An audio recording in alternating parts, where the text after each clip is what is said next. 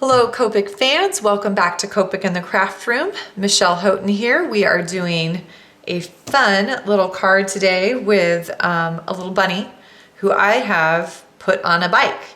This is a stamp set from Poppy Stamps and it comes with some fun pieces to it. I've got a little bike and a little round chick and a bunny, and he's got some flowers and a mailbox and a couple little messages and an envelope.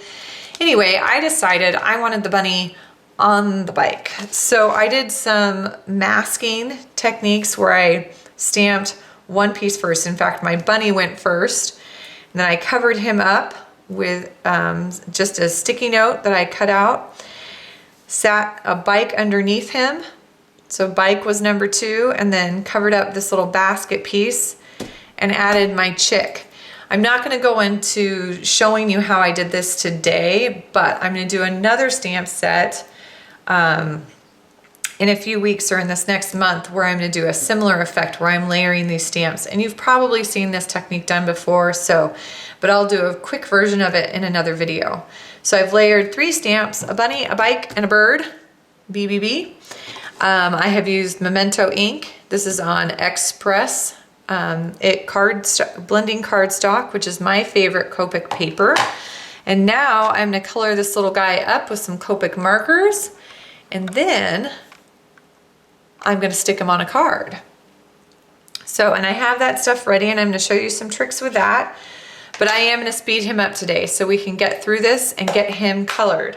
All right, so we'll start with this little chick. So I'm starting with some yellows. I've got Y32 to fill the little chick in, and then Y35 to kind of give him some shadowing. YR14 on the beak and then right onto the bunny's ears. R81 and a little colorless blender, a little touch on the nose. C1 for the shading on the bunny because it's going to be a little white bunny.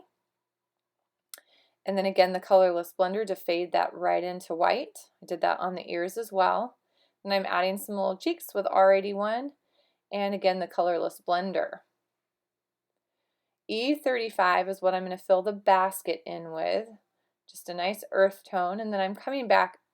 This would be more effective if I let it dry, but I kind of rushed through. I'm adding E37 in stripes. And then going both horizontal and vertical, and then coming back with colorless blender with a dot in each little square. And that's going to add a nice basket texture. B00 is going to be my bike color. Going to fill in all the pieces that I think might be metal. B02 is going to come back with my first layer of shading. And I'm pretty much adding that almost everywhere that I had the B00. B04 is going to go on the fenders and on the seat. Little bits on those thin pipes, but not as much. And then B00 to blend it all back together. I skipped the B02. C5 is going to fill in the tires, going for a kind of just a black rubber tire. So C5 to start is going to fill those in. And then C7 is next. Now my light's coming in from the right hand side, so I'm going to go to the far right.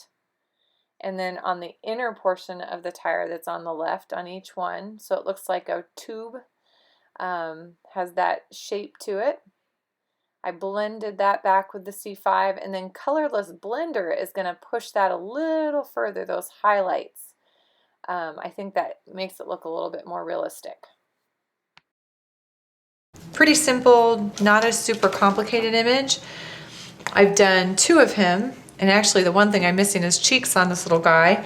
And I've done most of my fussy cutting, but I got a little lazy. I really didn't want to cut out behind the wheels in between all those spokes and underneath his tummy in between. And I'm not exactly sure what's going on with the pedal area here. My guess is that's kind of where the gear would be and a chain would happen, but I'm not totally sure. I'm a biker myself.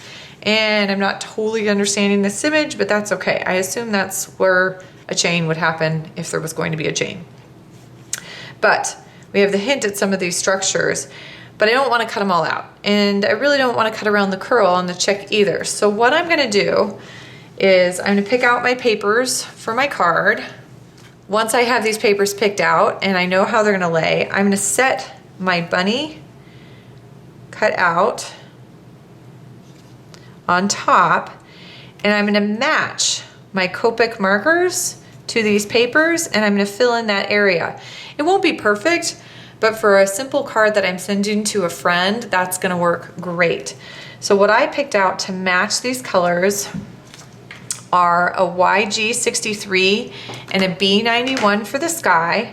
So I'm gonna come in, and honestly, all I'm doing is filling in the area that's gonna sit on top of the grass, or that green kind of hill that I've created, with this YG63. And this front tire is really wiggly because it got left with a tiny, tiny strand of paper holding it on.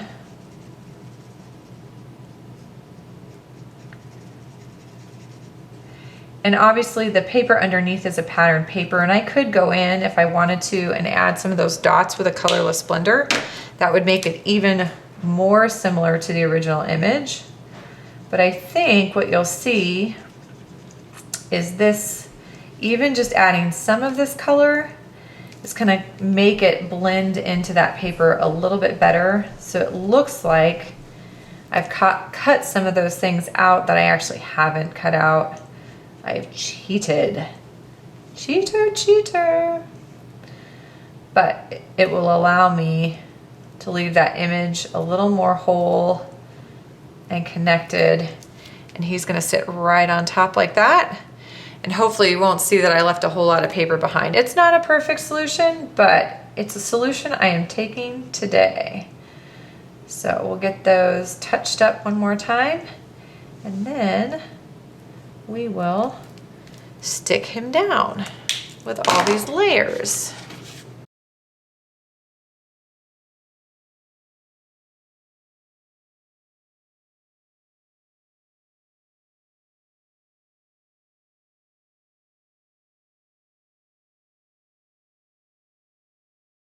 Here we go. He is riding along on the hill. I can see where I've got that drawing happening versus me cutting it out. And actually, I might go back and try. Let's see if we come in and add a couple places where we have that patterned paper. It might be even more realistic.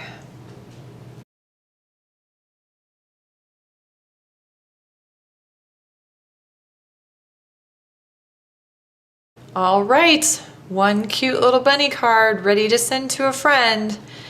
I hope you enjoyed this tutorial today.